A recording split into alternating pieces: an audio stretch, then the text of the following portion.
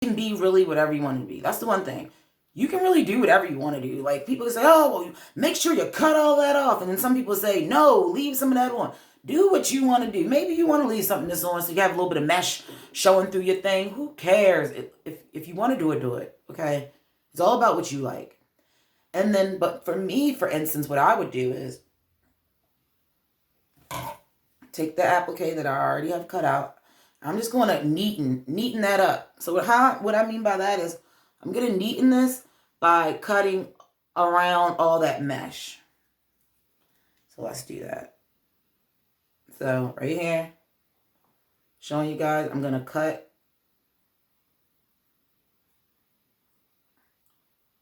around that mesh. And if you really look into the applique, you can see that they have like basting stitches through it that kind of hold the applique together. Well, not basting stitches, but like stitches through it. And then you can get as accurate or as inaccurate as you want.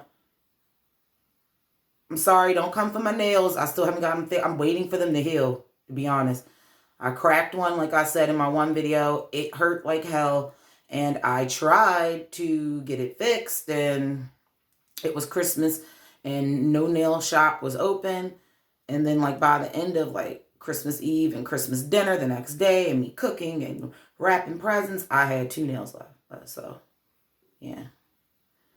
And like I said in a previous video, if you guys do get your nails done, or you're thinking about, oh, I want to start getting my nails done, learn how to sew with the nails at the length that you're going to have. Because one thing I can say is that learning to sew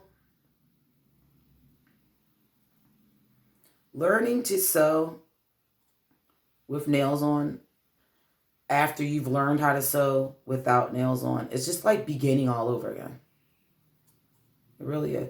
You see how accurate? Because I want that whole design. Now, you don't have to cut every single piece of mesh if you don't.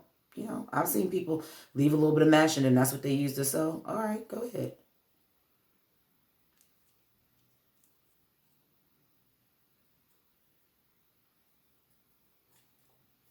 And so now I have my applique cut out. You see how good I cut that out around every little bend and corner. So the applique is ready. It's ready to be sewn. I'm going to show you guys how to do that. So say if this was, I got this. Okay. Say if this was a bag that you wanted to make and you wanted to applique it with applique. Say if you have a purple and cream dress. I don't know why you would have like a purple and cream dress. That sounds ugly, but okay, whatever. This would look horrible. Like this is not something that I would put together, these two things. This is just for demonstration purposes. If you had a cream dress or something and you want to do appliques, only thing you would do, find your applique placement. I always tell people, before you sew anything down, put down all your appliques where you want them to be. So, okay. For instance, I want my applique. Say if I say, okay, I want my applique to be right up here on the top. Say if this was a skirt or something. Oh, I want my applique to be right here. So what you would do is you want to pin that in place. You guys hear rolling? Like I said, it's my chair. That's how I get around the room fast. If you're a designer and you don't have a chair with wheels on it, get one. It'll help you. It'll come in handy. I keep getting up every time.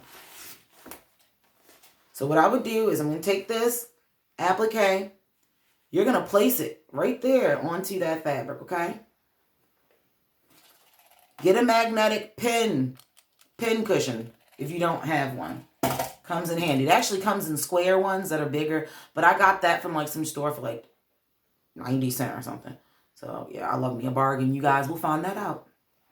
And what I'm going to do is you're just going to stick your pin in. You're going to go through the applique, through the fabric, and then back through the fabric, back through the applique. Standard pinning. Like that. Okay? And what you're going to want to do, you don't have to do the whole entire thing. I would say, okay, if there's going to be like a million of them overlap and stuff, then maybe. But you just want to get the idea of the placement. And then you would go to your next piece of applique. So say we got another piece of applique. Then that one, you'd be like, okay, I want it here. And then you would place your other piece of applique. Once you're done, You have one or two things. You can machine stitch it or you can hand sew it. Hand sewing, I used to hate hand sewing. I still don't really like hand sewing, but I understand why hand sewing is necessary in certain situations if you really want to get that professional look. So what I did was I hand sewed it. And I will show you guys a quick thing of what I made. I made a gown. First gown I ever made, guys, so yeah.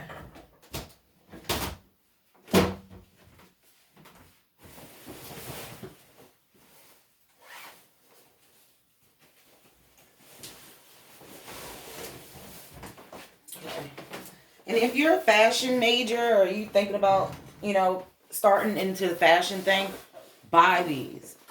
These garment protectors. These are very good to keep your designs. As much time as you spend on making one thing, you want to guard it with your life, okay? Because you're going to spend a lot of money on making clothes. I'm just letting you know. You're going to spend a lot of money making clothes, so you want to guard your clothes like you would guard your bank account, okay? So make sure you get these. Buy a lot of them, because you're going to be I'm telling you, once you get down the basics of sewing, you're going to go sewing crazy. I mean, you're going to go to Joann's, and then you're going to get to that line, and then you're going to have like $500 worth of stuff. You're like, oh my God, how did I do this? And then once you put in them coupons I told you about, girl, you're going to be able to walk out the store with it. Just letting you know. Okay? So, I'm going to show you this that I did.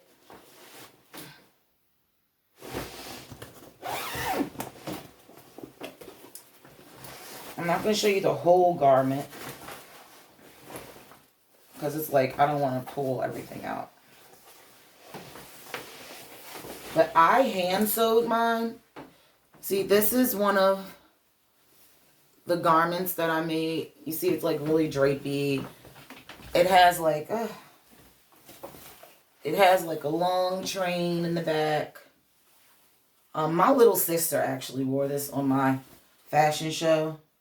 This fabric, it shreds really bad. I want to say that this is lame, but I'm not sure.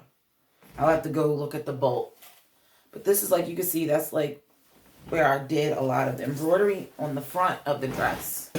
And yes, that was the appliques that I used. But if you guys look, I did appliques all the way down this side. Let me zip in this. I'll make it easier for y'all.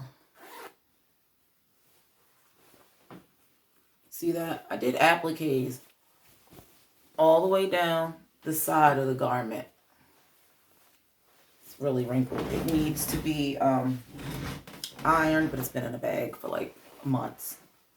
But you see that I did appliques all the way down the side of the garment. And I'll show you guys. You see how I did it? With those applique stitches all the way around, all the way down the garment. And eventually, you'll be on a roll. It'll be long at first, but you'll get it and you'll be on a roll. And if you guys look at the bottom, I did appliques all the way across the bottom where it drapes. So, yeah.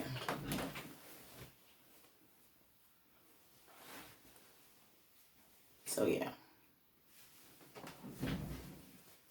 And FYI, I found out recently, like, I don't know why I don't know this. Maybe they taught me it in school, I just forgot. But FYI, I was told that women's skirts, women's zippers go on the left-hand side. Just saying.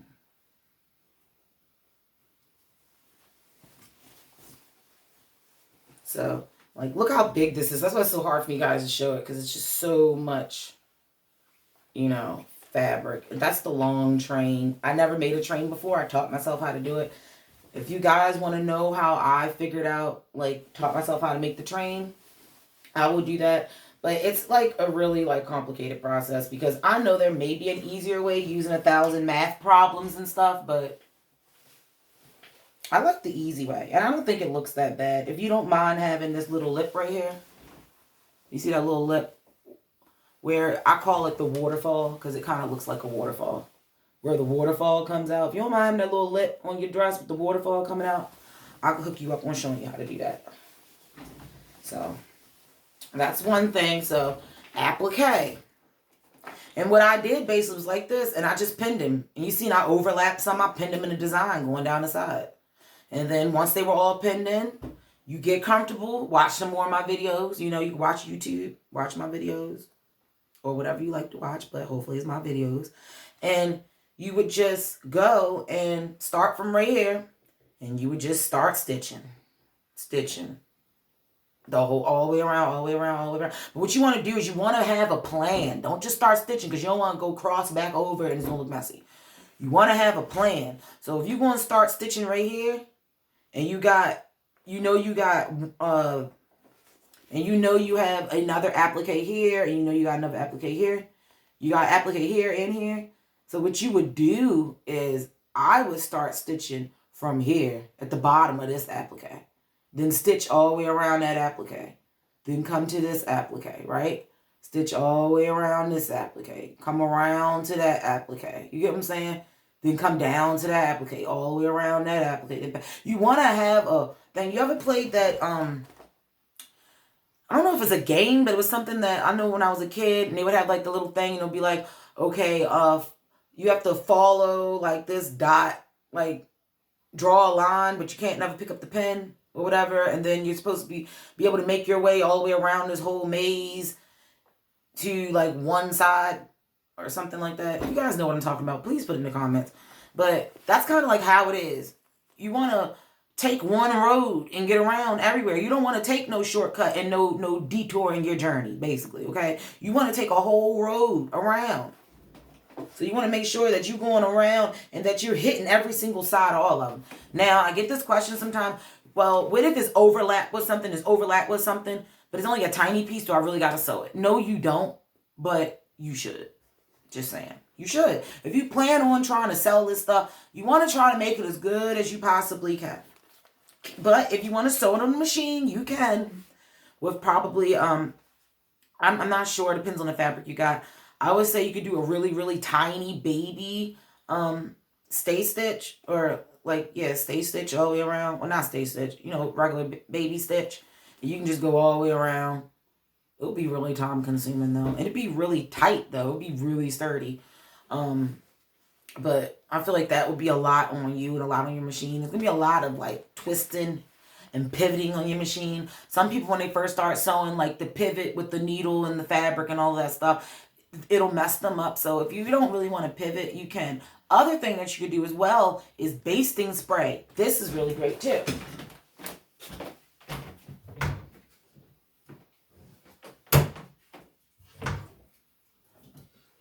Basting spray, I just started using in the past, I'll say, I just started using basting spray maybe literally like 3 weeks ago, but I've had it for forever. I used to use it for like my projects in school, for like holding stuff down on my poster board. Yeah, they got spray glue, but I seen this in Walmart. It said temporary adhesive. It was like on the clearance rack. I brought it just like, okay, I could just use that to temporarily stick stuff on a poster board and hold it there until I see if I like it and then glue it down permanently. That was the reason why I brought it. But I never used it for what it really said it was for. As you can see, it was $4 at Walmart on the clearance. But this is basting spray by Dritz. It says temporary adhesive for sewing, quilting, embroidery, and applique. Okay? So I'm going to give you a demonstration. I have another one too. This is by Dritz too. They're both by Dritz. So you get either one of these. If you're new to sewing, buy this. Buy this. No, I'm not getting paid for advertising this. But buy this. It really, really will save you a lot of time and heartache. And I'm going to give you a quick demonstration on how it works. So back to this. For applique.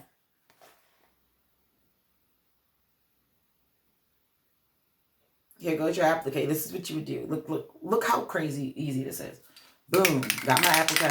I'm going to shake it up. It is like a glue, so it can get like sticky right there. So what you want to do is like you can like clean it with like a petroleum solvent or something. Okay, mine is still sticky. And wear gloves. Please wear gloves. And if you're gonna like glue stuff on your form like I do, like I don't glue it to my form, but like I will do my hems and my seam allowances and baste it with the basting spray to make sure that it's hanging straight before I sew it on the machine. You can do that as well. But it's very, very sticky. And it will destroy your nails if you have like really pretty manicured, lacquered nails. Wear gloves. What you would do is take this right on the back of it. You would spray it. Okay? As you guys can see, it has a little bit of that glue on there. And say if this is my skirt or whatever I'm making. I'm like, oh, okay, I want it right here. It literally, like, look.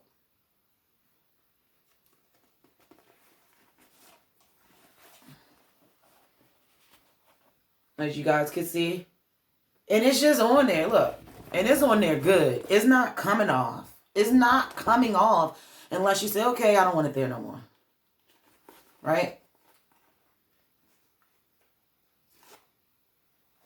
Off it goes. Soap and water. Wash that off. Boom, you're done.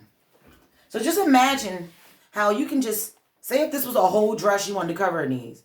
You literally can cut all these out and just stick them. And look, they're reusable too. Like, the glue stays tacky for a minute too.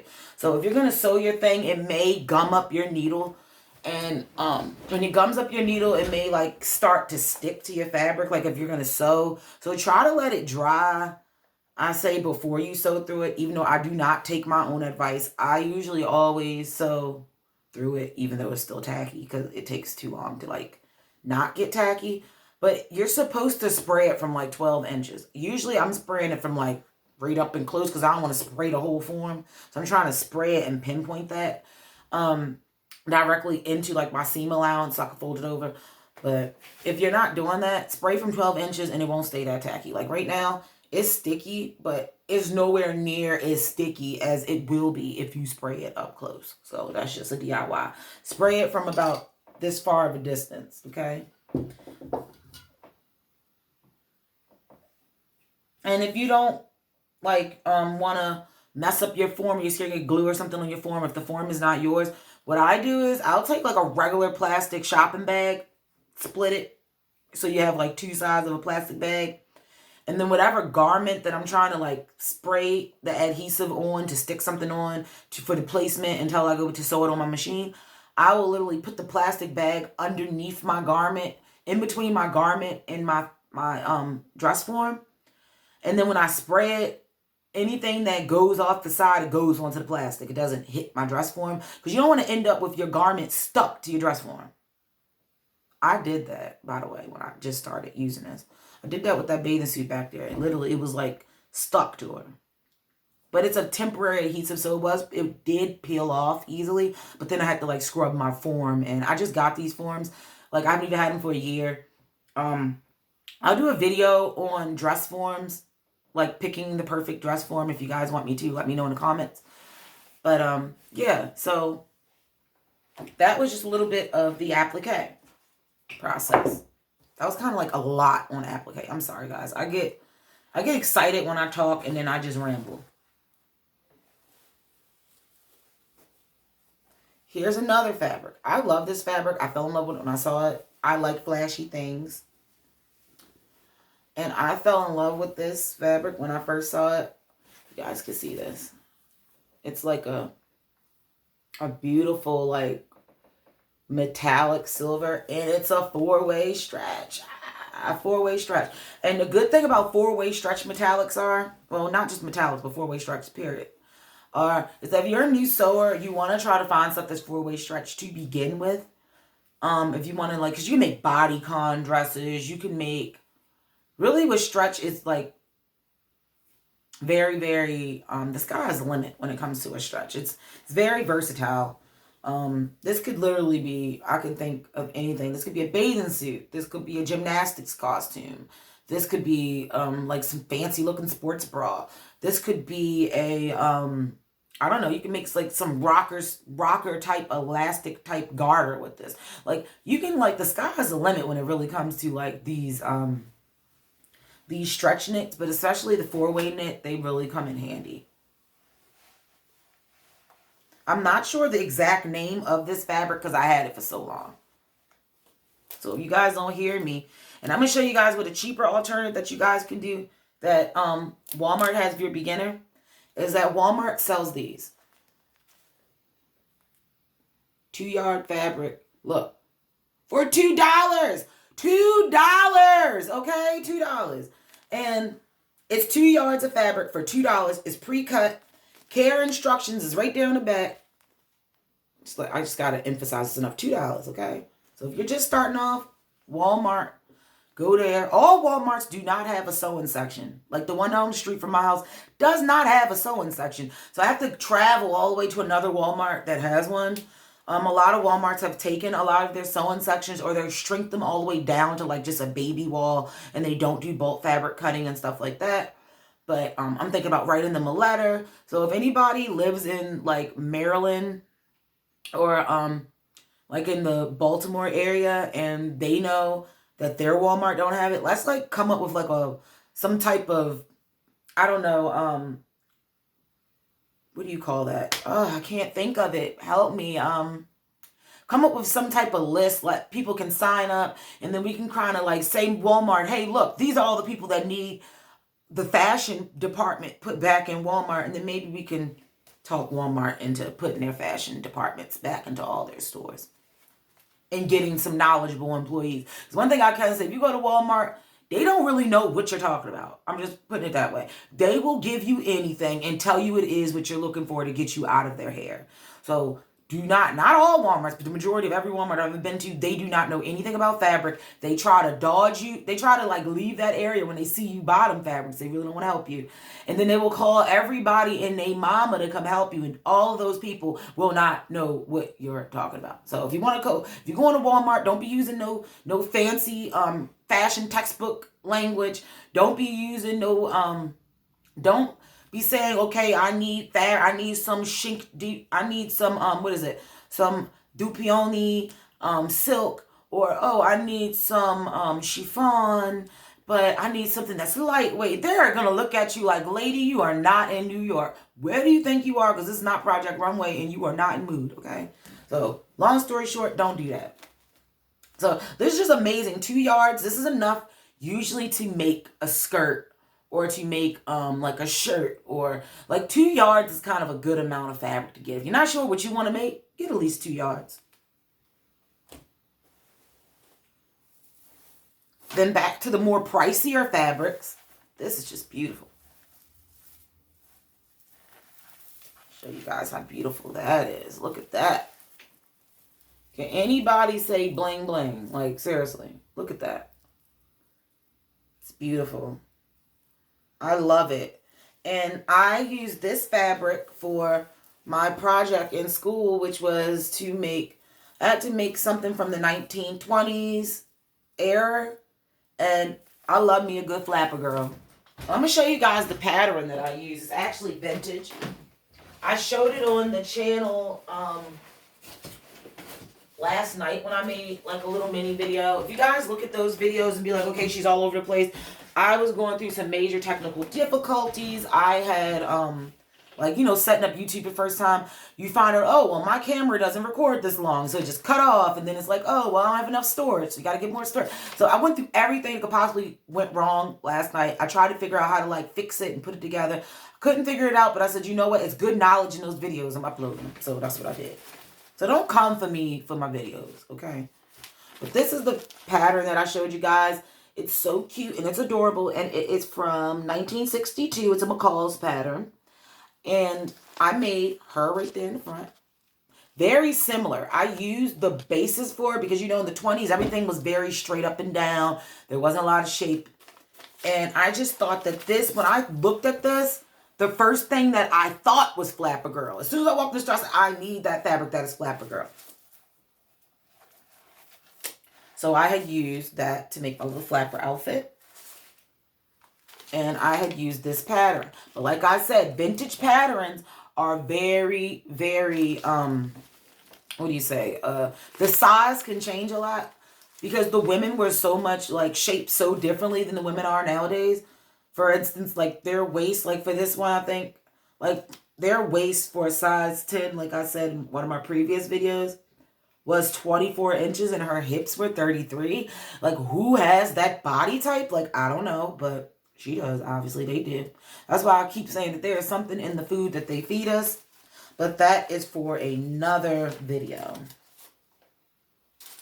So that was just going over a few of the fabrics. If you're beginning, go to Walmart, get this $2 a yard, $2 for 2 yards of fabric. Get you a little can of this basting spray. Really, you're going to thank me later. Get you a pair of these Easy Action Fisker scissors. I'll show you guys right there. Easy Action Fisker scissors with the straight bottom to help you guys cut out straight. And something else I would say to get, you don't have to get, but you can thank me later. All this stuff is the stuff you need. Because when you go to school, they'll tell you to get every single little piece, and you'll be like, okay, when am I ever going to use this? Don't say you should buy it. You will eventually use it, but you won't use certain things in my fashion room. I use constantly, and this is one of them. Like, that's why I look like this. You guys can see my ruler. It has been through hell and back, okay? If you can see that, it's all marked up. It's cloudy. It's all just all over. It's all scratched up, but I love it. It's handy. It's flexible. Look at that. So say if you're doing a collar for a shirt or something, and you want to say, okay, I don't want the collar I only want the collar to come out like a half an inch or something. I don't know why that's like barely a collar, but like teaching purposes. What you would do, you could take this and lay it right on a mannequin. You could actually bend it. You see that? It has that bend. You could actually bend it to get, oh, well, there goes that half an inch, and you can mark it. This is very good because you can use it on a flat surface. You can bend it and use it. For instance, I'll show you guys. Like, for instance, right here. Say if I'm like, oh, I don't know how her waist is going to be. Look, you can bend this, and it's flat on her skin. I don't know if you guys can see that, but it's flat. And like, even with her leg, look at this ruler. You can just bend that around the leg. You see that? And it doesn't break. Now, I don't know if you can break it. I've never tried to like super bend it to see if it's breakable, because I love it dearly. And this is like relatively, it's a really, really cheap. It's a cheap ruler. I think I paid like $3 for this. It comes in handy, and it breaks the measurements down. So if you're just learning, it breaks like every box. I don't know if you can see that. I don't know. But it breaks every box down into 1-inch cubes. Then those 1-inch cubes are broken down into halves. Then those 1-inch cubes are broken down into quarters. Then those, you know what I'm saying? Then the quarters are broken down into eighths. So you have every little type of measurement that you need. Then you can flip it over. Then you got your metric measurements. Very, very handy ruler.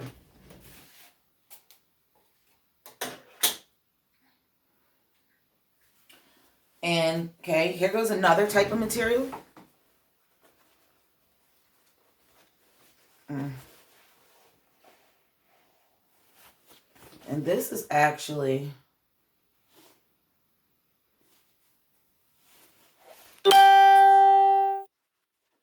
This is another type of material. And this is actually a outdoor fabric for like making pillow or cushions for your outdoor furniture. Or say if you have like, you know, outdoor couch cushions, like I said, or an outdoor dog bed or something. You can make it with this. This is what you would call upholstery fabric. Upholstery fabric is usually very taut. It's very strong. So I would say if you're going to make like a bag or a tote bag or one of those reusable bags for the grocery store, I would use upholstery fabric. This is really, really strong, sturdy fabric. And it's usually very forgiving when it comes to sewing. It's very easy to sew. And it's just an overall very durable fabric. So this is something that is going to be used over and over and over. It's going to be holding heavy stuff, or it's going to be, people are going to be sitting on it and sitting down. You have a lot of parties and people should be sitting on it all the time. this is really good for you. However, you can use upholstery fabric to make regular clothing. I've done it. I've seen other YouTubers do it. I've seen people make beautiful gowns out of freaking bed sheets. So when it comes to fashion, you really do not need to focus on getting everything. I'm going to show you once again what you need. Pair of scissors. Go to Walmart. Get one of these little two yards for $2 fabric cuts. You're going to need a can of basting spray. You're going to need some pins. I like these long pins. They're called quilter's pins. They're really used for people that make quilts. But I'll show you the difference of a quilter's pin and then the regular pin that you'll get like the fashion pins. Gosh, how do I show this? Look at the difference. This one's huge. This one's so tiny. It's like look at that. What are you really... This is going to be a pain to work with versus, look how long that is. So, quilter pin, regular fashion pin. And if I hold them at the bottom, this is how much... This one's almost double the length of this one. This is very good. Even though it's made for quilts, do yourself a favor and don't start off with those ones like I did. Start off with these. Because you can really get in there. Like, for instance, with this fabric, if I wanted to pin this together, it's a very thick fabric. Something small like that, they might break or they might bend or the ball might pop off. These, you look straight through like it's nothing. And it's all the way through. So say if you want to, if you don't, you know, if you're pinning into your form,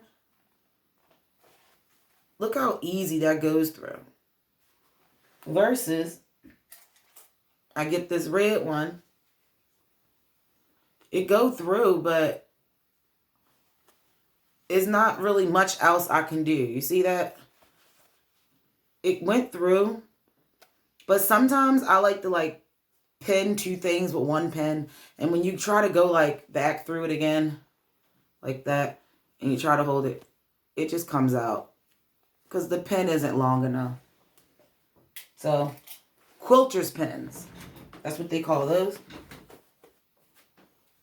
And then flexible ruler. This ruler, I believe it goes to like 20, what is it? It goes to,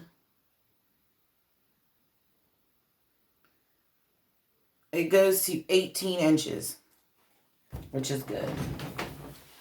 And then last but not least,